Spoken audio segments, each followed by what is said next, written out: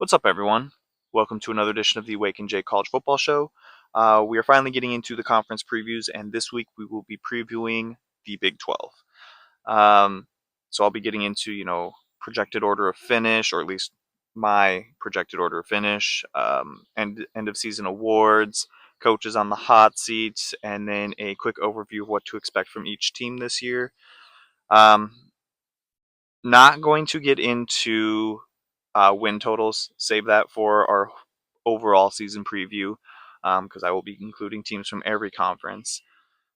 Also, not going to be getting into SEC Media Days. I'm actually going to save that for next week when we get into the SEC preview, just because it was a lot of the same stuff said just by different coaches and different players. And if I were to go on my rant about the SEC this week, this episode might go too long. So I'm going to save that for next week when I preview the SEC.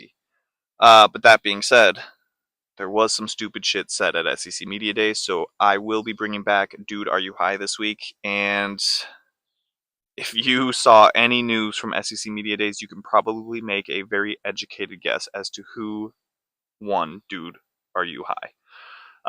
But yeah, let's not waste any more time. Let's have a good wake and bake sesh and get right into the Big 12. Alrighty, Big 12 preview. Before we get too deep into it or into it at all, and I mentioned this last week, I do have to get into Brett Yormark's comments last week at Big 12 Media Days. He was saying how the Big 12 is the deepest conference and that they should or could get two teams in the playoffs as early as this year. And I feel like some people think that's absolutely crazy. How in the world do they think that the Big 12, the worst conference, could get two teams in? I really don't think he's wrong. Do I think it's going to happen this year? Not necessarily. Spoiler alert, though. I may have two Big 12 teams making the playoffs. But that being said, him saying though that this is the deepest conference, that's not a lie. Because if you look at, we'll start with the ACC. Look at the ACC. In any given year, what, two, three, sometimes four teams are, really actual, ACC championship contenders.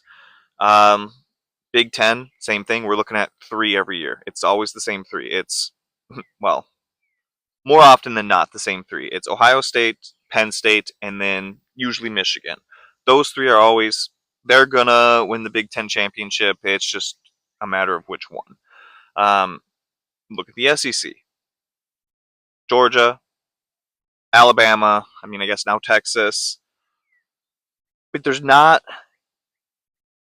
it's always three, four, two teams even. Like it's not super deep. It's one of those three, one of those four, one of those two, or no one else. When you look at the Big 12, you could make an argument that half the conference could win the conference. Now, whether that's a good thing or a bad thing remains to be seen. Um, but there's a lot of teams that could win this, and when we start to kind of go through this Big 12 preview, you'll see. I think 8 of these teams could win the Big 12. Now, obviously, some I'm higher on than others to actually do it, but there's a chance for at least 8 of these teams to win, which you don't see from all these other conferences. So for him to say that it is the deepest conference, he's not wrong. To get two teams in the playoffs, I'll just say this. I'm not the Big 12 hater that everyone else, I shouldn't say everyone else because there's a lot of Big 12 fans out there. But it feels like the media, I should say, it's SEC, Big 10, ACC, Big 12. And I don't think that's necessarily fair or right. For starters, I think the Big 10 is, better than the SEC, but whatever. That's neither here nor there. We're not talking about them. But to say that the Big 12 is easily the fourth best conference of the Power Four, I don't necessarily agree with that. And I do think that the Big 12 could get two teams in. It could happen this year. We'll get into it. I'm high on a couple of these teams. But yeah, I don't think his comments were that outrageous. I do think they're all a possibility. I do think they could have two teams make the playoffs. Whether or not it's this year remains to be seen, but it could happen. So I'll just kind of run through my order of finish first. We'll do that right off the bat, just get that out of the way. I have actually, you know what? Let's start from the bottom, work our way up, make it suspenseful or whatever. Uh, West Virginia, I have them finishing at the bottom. I don't expect much from them. I have. I'll get into it later. This one might bite me in the ass. I have BYU at 15th, second to last. I have UCF finishing third to last, and Colorado finishing fourth from the bottom, 13th. Those are like, I think you could make an argument for some other teams, but I think those are the four that are going to finish at the very bottom. Next group I have Cincinnati finishing 12th, Oklahoma State 11th, Arizona 10th, Houston 9th. I think Houston takes a step forward this year. We'll get into that in a little bit. And then here are the 8 teams that I think could win the Big 12. And I think everybody probably has the same 8. I have Iowa State finishing 8th. I have Texas Tech finishing 7th. Kansas finishing 6th. TCU 5th. And then the top 4, I've got Kansas State at 4. Arizona State at 3. I have Utah finishing 2nd. And I have Baylor finishing as the best team in the Big 12 this year.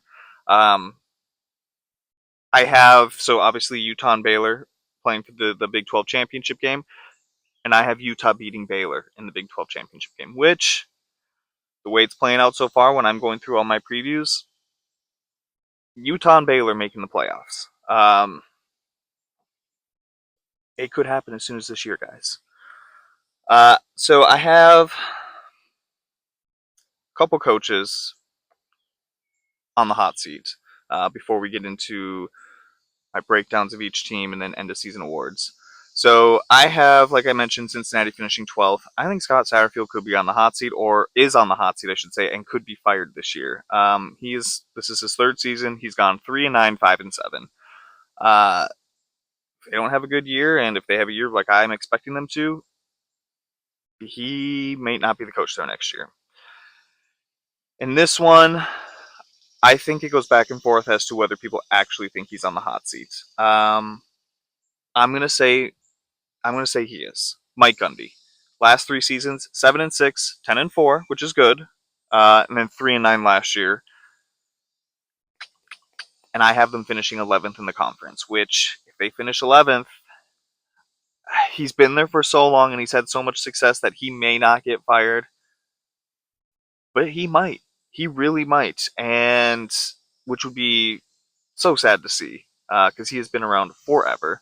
But I think Mike Gundy might be on the hot seat again. Like I said, it's up for debate if people actually think he's on the hot seat or not yet. Some would argue that his seat is just getting warm, which leads me to my next coach, Brent Brennan. I feel like he's going to have a little bit more of a leash because one, it is Arizona, and two, they did lose their head coach. This is only his 2nd year, as the head coach, so that's why he's not a hot seat. His seat has the potential to be warm though, because went 4-8 last year with having the quarterback come back, with having your best receiver come back, but it was just not great on defense. Offensive line was a mess. If they don't show a step forward this year, and I have them finishing 10th, which is not the worst, I guess. But if they don't have a good season, his seat might be warm going into next year, or even hot. All right, getting into what to expect from each team, or at least in my opinion, heading into this season. I'm going to work my way from who I have finishing first to who I have finishing last, which means that we're going to start with Baylor. In my eyes, and part of the reason that I have them finishing first in the conference, losing in the conference championship but still making the playoffs, I feel like they don't really have an excuse this year. Because last year they brought in DeQuan Finn, had him as the starter. He lasted 2 games before they realized this is not the answer. Brought in Sawyer Robertson, sorry, and then still were kind of off to a shaky start. Started 2-4, but then all of a sudden got on a roll. Everything started to click, and they won their final 6 games. And there was a path where they could have won the Big 12. Because if you don't recall, there was like 6 teams, which is part of the reason why I have say that 8 teams could win this. Is last year there was like 6 to 8 teams who there was a tie based on tiebreakers and stuff. There was a path for almost every single one of them to to win the Big 12. It was insane going into the final weeks. And I kind of expect that to be the same this year. Um, but yeah, 2-4, finishing 6-0, 8-4 overall, not bad. Uh, the biggest move that Baylor made this offseason was not letting Jake Spavital leave and not letting Sawyer Robertson leave. By retaining those two, and as we'll get into, a ton of other production, they don't really have an excuse. Sawyer Robinson's back, like I mentioned. Jake Spavital's back calling plays. They bring back their top two running backs, their top two wide receivers, and their top receiving tight end from last year. And they also bring back a good chunk of their offensive line. They don't have an excuse offensively. And I expect them to be great offensively yet again. Defensively, and this is where it's shocking because it is Dave Aranda and he is a defensive coach. Defense was not good last year. They did bring in, a few good transfers that they're plugging into some holes. Uh, Dave Aranda was calling the plays last year. He's going to be calling it again this year. They have enough returners on that side of the ball that they're going to have a grasp of that defense, plus these transfers that they brought in. If they hit on at least one or two of them, I do expect this defense to be better. And if that offense is almost fully intact and is going to be rolling this year, and then that defense takes a step forward, there's no reason that Baylor can't go 10-2, 11-1, 9-3, I guess, which is still better than 8-4, and play for a Big 12 championship game. They don't have an excuse this year. Finishing second, well, actually, I have them winning the Big 12, but regular season order of finish, I have them finishing second, Utah. And there's a few teams, Utah's one of them, that if I am completely off on my projection of that team, it's going to come back to bite me in the ass with how I have the conference laid out here. Last year, I, much like everybody else, thought that Utah was going to come into the Big 12 and just dominate, and win the Big 12 no problem because they have a good defense. Cam Rising was coming back, and we've seen it with Utah's offense. When Cam Rising's playing, they do pretty well. Except, and I'm sure everybody's heard this one before, Cam Rising was not healthy. He was hurt, and as we've seen every other time he's gotten hurt, that offense couldn't do shit the whole year. Defense was good, like I mentioned, but the offense couldn't do anything. And that's just been the same story for Utah the last 2-3 years. When Cam Rising plays, they're great. When he doesn't, they're not. He's done. He's no longer playing. I guess officially retired. He's not coming back. I guess he could have, if he wanted, he could have tried to come back another year. I loved watching Cam Rising. It's probably best that he's done. So Utah did bring in Devin Dampier, brought a new offense coordinator, Jason Beck, and I think they're going to do wonders. But they definitely have the potential to do wonders for Utah. Brand new offense at the skill positions, which we'll see how that turns out. We'll see how good the the skill position players are around Dampier because they return 0 rushing yards from the running backs, and they return 10 receptions for 148 yards from the wide receivers. So it's going to be very interesting to see how this offense works because brought in Devin Dampier, that's great, but no returning production from receivers or running backs essentially. If it starts to click for them early, watch out for Utah this year because we all know how that defense is. They're always good. That offense is just the wild card, and if they get clicks early, Utah's going to be steamrolling. Because also, if you look at Utah's schedule, all their toughest games, or most, I should say, of their tough games are at home. And if those end up being night games, we all know how difficult it is to win at Utah on the road at night. It's a beast. So watch out for Utah if that offense gets rolling. Arizona State.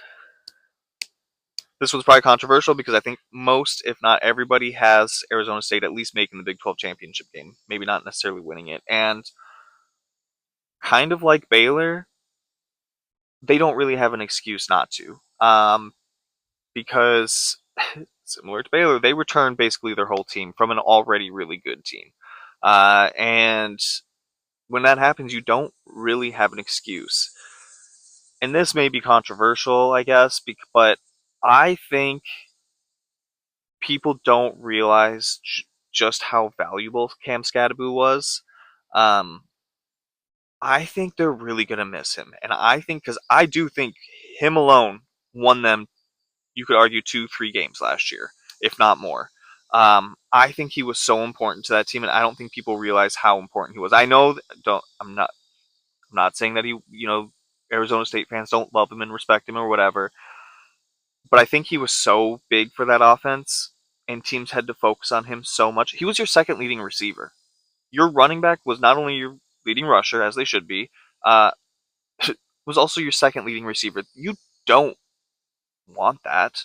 You don't really want your running back to be your second leading receiver, especially with the type of running back he was. He was a bruiser, and to have your bruiser be a second leading receiver, like, props to him first of all for just being an all-around utility player, but you don't necessarily want that. So I think with Arizona State losing him, that cost them a game or two this year, because unless Sam Levitt can take another step forward, we do know Jordan Tyson's back, but we need somebody else to step up in the receiver room as well. We can't just have Jordan Tyson and Sam Levitt, because now you don't have Cam Scadaboo. Defenses will be able to focus a little more attention on Tyson, and then who's going to be that second guy? I guess Mateo, maybe, but he wasn't even your second leading receiver last year. It was Cam Scadaboo. So someone in the receiving room, whether it is Mateo at tight end or a different receiver outside of Tyson, somebody needs to step up in the passing game. Sam Levitt needs to take another step forward as a quarterback. If one of those things does not happen, Arizona State is not going to make the Big 12. They are still going to be a very good team. They are still going to be at the top of the conference, but they're not making that Big 12 championship game. And I have them finishing third. Kansas State, I have them finishing fourth. Um, People had high hopes for Kansas State last year. People saw them as a wild card to win the Big 12. I think I had them making the Big 12. I didn't have them winning, though. But I did have them making the playoffs last year, and fell short of those expectations. Still a great season, 9-4 overall. And offensively, they were absolutely dominant on the ground. But that passing attack, that was lacking. And if they want a shot at winning the Big 12 this year, that passing attack needs to take another step forward, and that starts with Avery Johnson. And we saw it last year in their 4 losses. In 3 of those losses, or the first 3 losses, he threw multiple interceptions. In that 4th loss, he was 12 of 28. He did not have good performances, and when he doesn't perform well, the team did not perform well, and they lost. It just goes to show you how vital he is to that offense and how important he is to that team. If he can take another step forward, watch out for Kansas State offensively if they can get that passing attack, and I expect them to be a better team this year. Like I said, I have them finishing 4th. They have the shot to make the Big 12 championship game.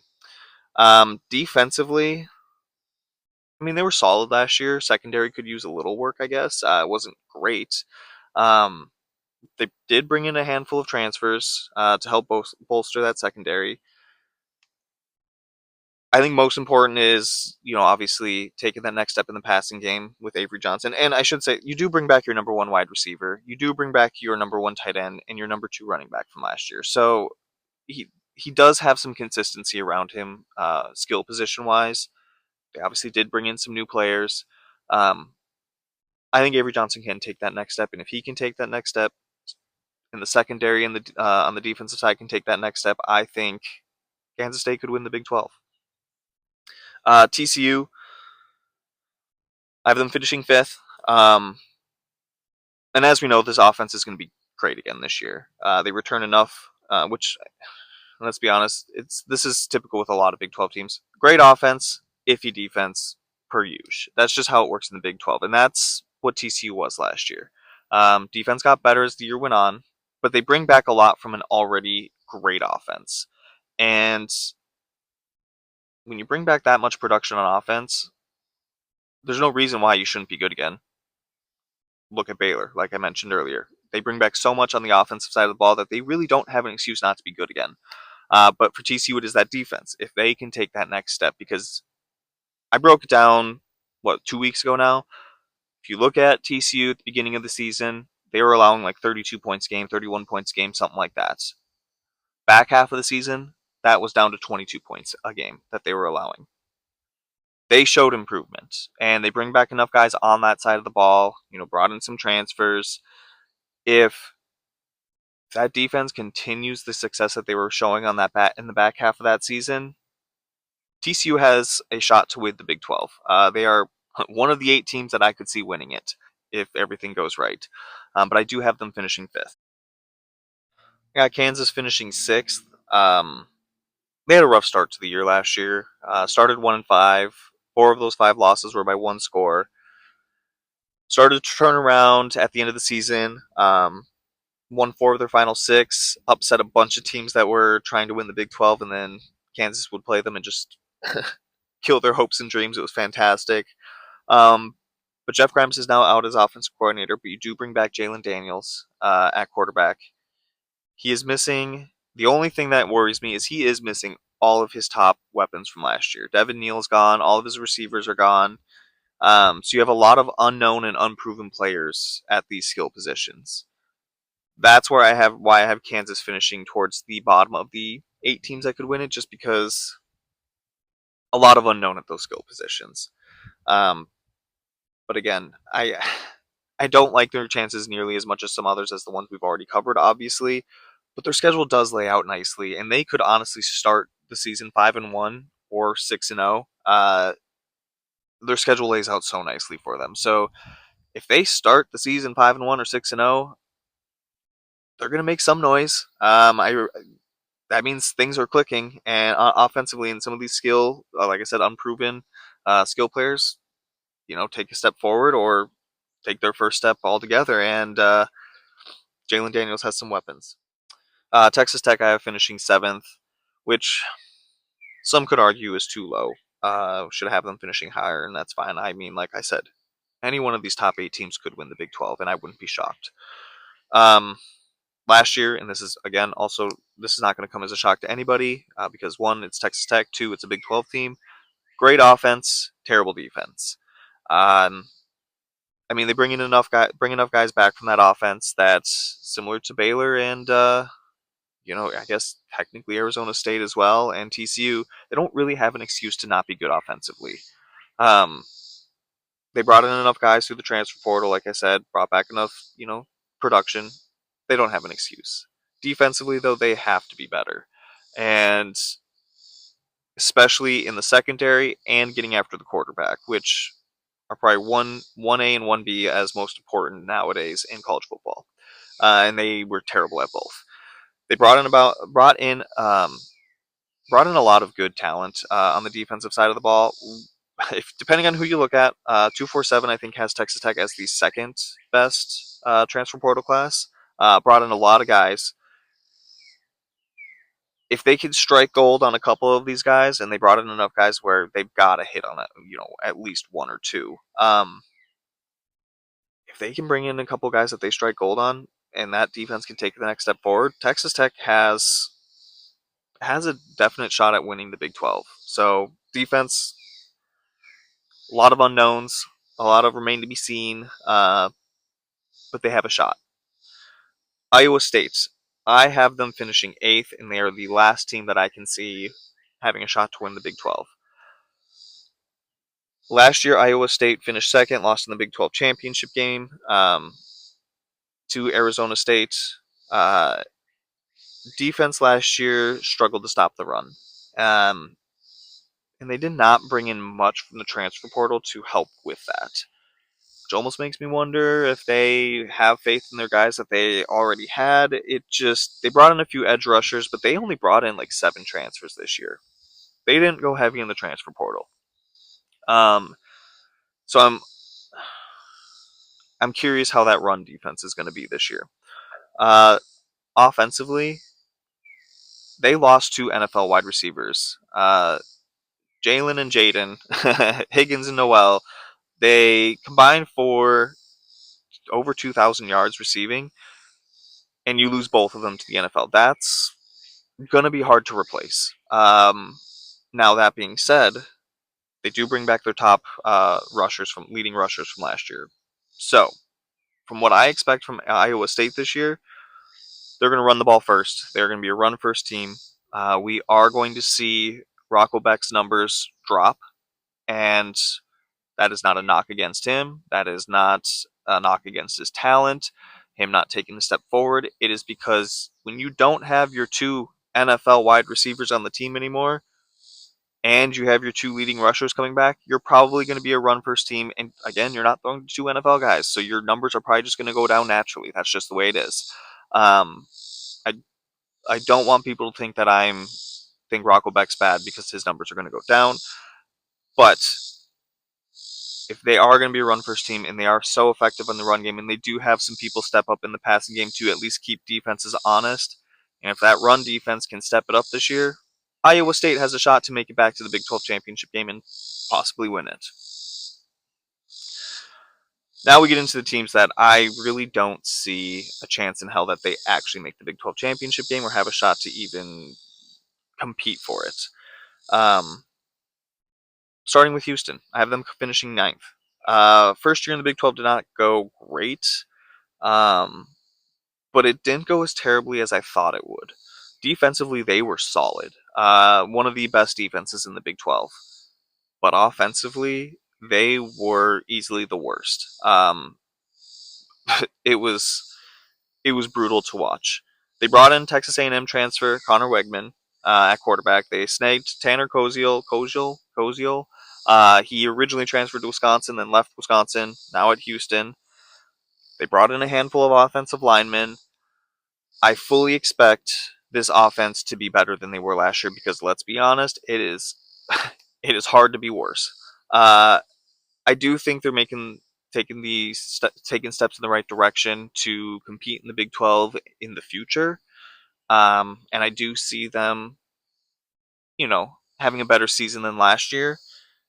But do I think they're going to be in the running for the Big 12? Like I already mentioned, no, I do not. But I do think they are making strides and taking steps in the right direction. Arizona, I have them finishing 10th. I was not high on Arizona last year. I thought they were going to miss out on a bowl game, and they did. And I'm not high on them again this year. I was always skeptical of Fafita. I thought he relied too much on McMillan, and that proved to be right again last year. Plus, Arizona had a bad offensive line. And when you combine those factors and also add in the fact that their running game was basically non-existent, it's hard to blame Fafita that much. They need a lot of help if they want to fix these issues from last year. I think defensively they were not great either, and I think they had a lot of injuries, if I remember correctly, defensively, which doesn't help either. But yeah, defensively, I think they were bottom 4 in most categories: yards allowed, points allowed. It was a rough year all around for Arizona, and I just think they need a lot of help if they're going to take any. I mean, okay, I do have them kind of technically taking a step forward this year, but not really. I still have them as the ninth best, bottom half of the Big 12. And like I mentioned, if they don't have a good year, I do think Brett Brennan is on the warm seat, if not hot seat, going into next year. Um, Bottom of the conference for Arizona. I just don't see any way they finish top half. Oklahoma State, I have finishing 11th, which I guess is a step up from last year. Last year was a year that Mike Gundy, Oklahoma State fans, the Oklahoma State team would just like to forget. Started 3-0 in non-con and then lost every single conference game, went 0-9 in the Big 12. So with that being said, I'm going to make one bold, in quotes, bold prediction going into this year. Oklahoma State will win more conference games than they did last year. They are not going to go 0-9 again. They will win at least one conference game this year. That being said, I don't expect them to win a lot of conference games. They return very few starters from last year, which is a good thing, let's be honest, because that team was not great. Probably going to have a redshirt freshman as your starting quarterback, which is going to make some people nervous. I think he's a redshirt freshman running back. It's a young team. It's a new team. They went heavy in the portal to fill a lot of holes on both sides of the ball. Um, they're going to have a better season. I don't think it's going to be a good season at all, though. And if Mike Gundy gets fired this year, I won't be that surprised, like I mentioned earlier today. Cincinnati last year, not great offensively, but they weren't bad either. So it was just right kind of in the middle. They do bring back Sorsby at quarterback. They bring back their second leading rusher from last year, as well as Tawi Walker from Wisconsin. You bring back your second leading receiver in tight end Joe Royer. Wide receivers and offensive line are going to be brand new and are a question mark. I think Sorsby's fine. He's not great. He's not bad. Tawi Walker, I think, is a good addition. We saw what he did at Wisconsin, but if the offensive line is not good, Tawi Walker might not be great. A lot of question marks on the offensive line and wide receiver. Defensively, last year they had a lot of injuries on the defensive line, and so they come into this year healthier than they were last year. Um, I fully expect that defensive line to be better, and when that defensive line is better, most defenses are better. So I do think that defense will take a step forward. But I have Cincinnati finishing very similar to last year, just kind of in that 5-7 range. If they finish 5-7 or worse and they don't make a bowl game, it does not bode well for Scott Satterfield, and he might be gone. I have Colorado finishing 13th, and I don't think this is going to come as a shock to anybody, but Colorado went heavy in the transfer portal yet again and light in recruiting. Um, it's going to be a very interesting year. You don't bring you're losing Travis Hunter, Heisman winner, on both sides of the ball. You're losing Shador, you're losing Shiloh, I guess. So you don't have your sons coaching anymore. You don't have a Heisman winner that you're coaching. I mentioned it a couple weeks ago. I am curious to see if Dion receives the same amount of hate this year as he's received in years past, or was it just everybody hated Shiloh and Shador that much? I don't really think people hated Travis Hunter, if at all. I think he's very well liked, but it was Dion's sons that people had issues with, and so now I'm curious: does he see the same hate that he saw last year or in years past? Um, Brought in Caden Salter, and they brought in four-star freshman Julian Lewis. I'm not a football coach. I'm not in the meeting rooms. I'm not at the practices. I don't see everything that's going on, know everything, whatever. If I were Dion, though, I would probably start Caden Salter, which, I mean, he's probably going to, and that's probably going to be the starter heading into this year. People don't always like to start with a true freshman quarterback. But I don't think the offensive line is going to be good. One thing that's been consistent with Dion's teams at Colorado, the offensive line has been an issue, and it's because he has to go transfer portal heavy every single year. Um, and if you have a bad offensive line, quarterback's probably going to be running a lot, which means you want a mobile quarterback. Kaden Salter has over 2,000 yards rushing to his name so far in his career. I don't think Julian Lewis is necessarily what we would call a running quarterback. Maybe I'm wrong, but Kaden Salter having all the experience, having the athleticism to get away from the pass rushers, which are definitely going to be there, I think I would probably start Kaden Salter. Um, I just don't see that offensive line that problem being fixed this year. I'm not very high in Colorado, as you can see. I have them finishing 13th. I just think defensively they might be all right. I just think offensively with that offensive line now again being terrible, the lack of a run game. Again, you're not coaching your son. You're not coaching Travis Hunter anymore. I think that offense takes a step back, and I just don't think it's a great year for Colorado. I guess we could argue that he might even be on the hot seat if they don't have a good season, but I don't think Dion's on the hot seat. Um, UCF, I have them finishing 14th. Scott Frost, round 2. I'm not against this hire. I just don't think we're going to see immediate results this year. But again, it's one of those teams where, just like every other team that loses their head coach from the year before, you don't know what the team's going to look like because they have to bring in so many new players. They had 44 players leave, 41 come in. That's so much turnaround that it's hard to know how is this team going to be. Now, one thing I do have an opinion on when it comes to this team and what to expect, I think the defense is going to be the strength, and I think it's going to be that defensive line because they do bring back their two pass rushers from last year. So there's some consistency on that defensive line. They were solid. If they can take another step forward, I think that defensive line will be a strength. And when the defensive line is your strength on the team, the defense performs better overall. So I think UCF's defense is going to be the better part of that team. Offensively, so many question marks. We don't even technically know who the starting quarterback is going to be. I just assume that it's going to be Taven Jackson, but we don't even know. If they if they nail the starting quarterback and he has a game or two where he just absolutely balls out, UCF might win a few games and give people some hope going into next year.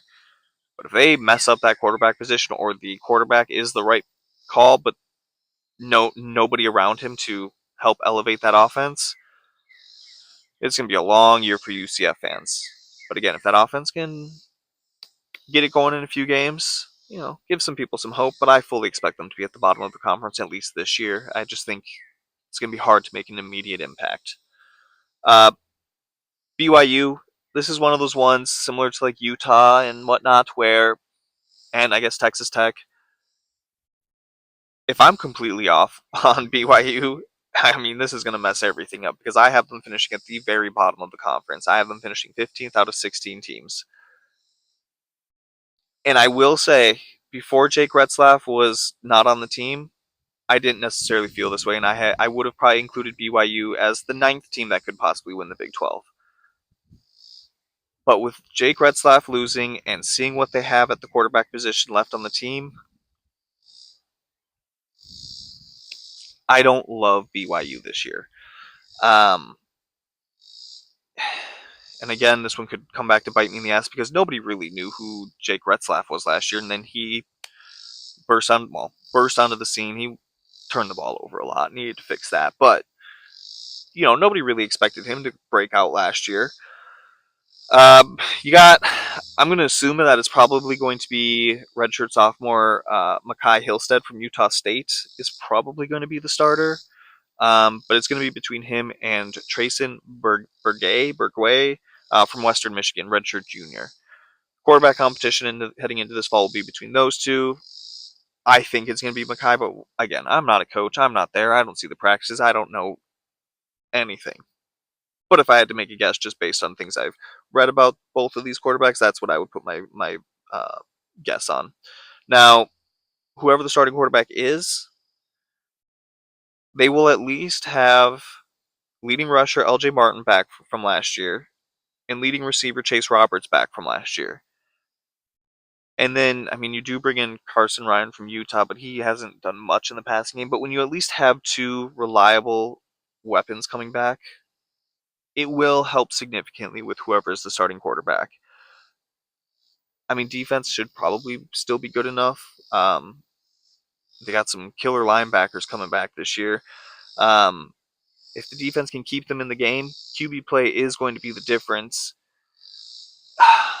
It's tough to say, though, because these guys are complete unknowns. We don't know how well they're going to do. BYU could finish in the top 8, or they could finish bottom 3.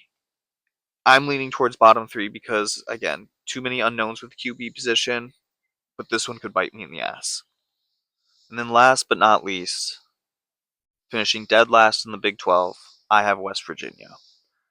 Another team in the Big 12 going for round 2 of a previous head coach, Rich Rod coming in, and like I've already mentioned, like most teams that see a head coaching change, a lot of new players, a lot of players leaving, and a lot of new players coming in.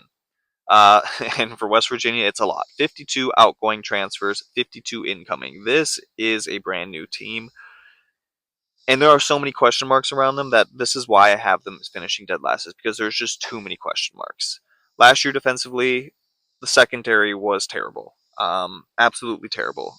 of their 52 outgoing transfers, 12 of them were in the secondary, and of their 52 incoming, 12 of them were in the secondary. This is going to be a brand new secondary from the starters to the backups, which is not a bad thing because, like I said, not good last year. But again, so many unknowns that we don't know how good the secondary will be this year. Offensively, you bring back very, very few productive skill players. You bring back your backup quarterback from last year. He's probably going to be the starter, so that's cool.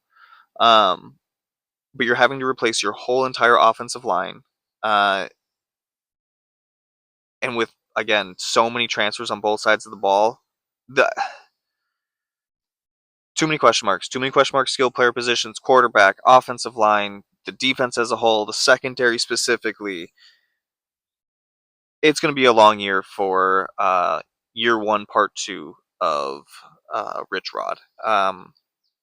They're having to replace too much on both sides of the ball.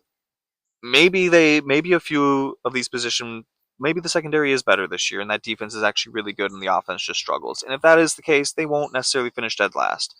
But when you have that many question marks, I don't really have a choice but to put you dead last. And if they don't finish dead last, they're finishing pretty damn close.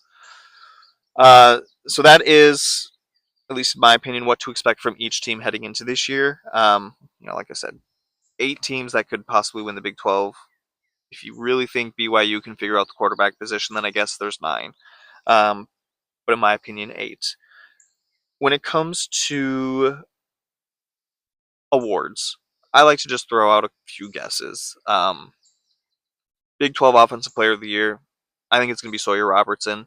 Um, another year with your same offensive coordinator, with a lot of your same skill position players around you. There's no reason, and if they do finish first in the Big 12 or second even, there's no reason why he shouldn't win Offensive Player of the Year. A couple other guys that it could be: Avery Johnson, Dylan Edwards, Jordan Tyson, Jalen Daniels, even Bryson Washington. I guess could all win it. But I have my, if I were a betting man, which I am, I would probably put it on Sawyer Robertson. Defensive Player of the Year, this one I am really not sure on, so I am taking a shot in the dark. I'm going with linebacker Austin Romaine out of Kansas State. Some other guys that it could be: Jacob Rodriguez from Texas Tech, Bud Clark, TCU, Isaiah Glasker, BYU, Dean Miller, Kansas. Those are some shots in the dark. I really have no idea who could win Defensive Player of the Year. There's no Travis Hunter this year. That's almost like a easy given one, even though I didn't pick him last year.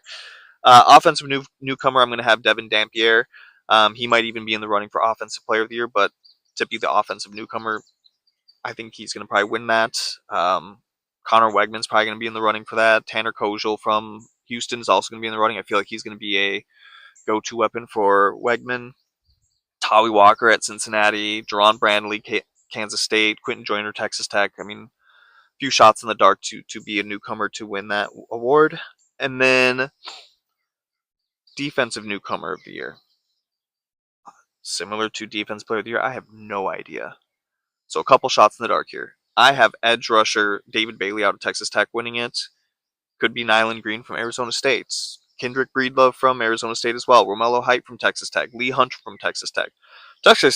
Texas Tech went heavy on defensive line transfers. So honestly, any one of the 3 that they brought in could win it. Offensive Freshman of the Year, I am going to do Rodney Fields from Oklahoma State. I think he is going to be he is going to be the feature back, but I think they are going to use him a lot. You could also make the argument that, I don't know if I'm pronouncing this correctly, House Haney, the quarterback for Oklahoma State, he could also win it. I honestly think it's probably going to be a toss-up of one of those 2.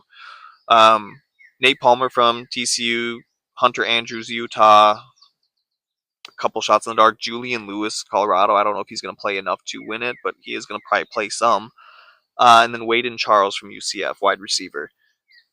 A couple shots in the dark there, but I do think it's going to be Rodney Fields or House Haney. Defensive Freshman of the Year, a shot in the dark. Linebacker John Kamara out of Kansas. Complete shot in the dark. If I were a betting man, I wouldn't necessarily place a bet on this one. And I am a betting man. Cornerback Ronnie Bamaj, Arizona State. Another guy to throw shot in the dark at. Defensive end or edge rusher Chad Woodford.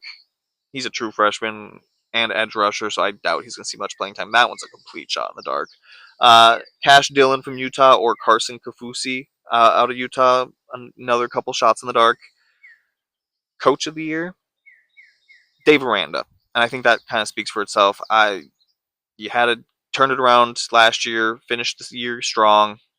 No excuses going into this year. If you finish at the top of the conference or win the regular season title, and then even if you lose in the Big 12 championship game, I think Dave Aranda wins Coach of the Year. Kyle Whittingham, Kenny Dillingham, Sonny Dykes, Chris Kleiman all easily could win it as well if their seasons go to what they expect. So that's my Big 12 overview, my preview. I love the Big 12. And honestly, it is the hardest conference for me to preview because, like I mentioned, any one of those 8 teams could win it all. And there were like 3 or 4 teams in there that if I'm completely off or even a little off on how they finish, it's going to screw up my whole prediction for the Big 12, which is impossible to predict. But I hope you enjoyed that. We are going to finish off now with, dude, are you high? And like I said earlier, most of you can probably guess who wins this. Diego Pavia. Dude, are you high? SEC Media Days, he's being interviewed. As most of you know, he sued the NCAA trying to get another year of eligibility. Whether or not you agree that he should or not, doesn't matter because he won. He is back for his final season officially at Vanderbilt. And he had the quote, and I'll just read it verbatim. Going 7-6 wasn't good enough. I came back because I want to win a national championship. Dude, are you high? Vanderbilt is not winning a national championship. There is in no world that they are going to win a national championship. I'm sorry. You may go 6-6 again, 7-5, whatever. You are not in no world competing for the national championship, and you are in no way making the playoffs or even competing for the playoffs, and you're in no way going to be competing for the SEC championship game. This is a little preview going into my SEC preview next week. Vanderbilt's not winning the SEC championship. They're not making the playoffs. They're not winning the national championship. Diego Pavia, dude, are you high? Just insane thing to say. Anyways, starting to rain. Thank y'all for joining me. I'll be back next week with my SEC preview.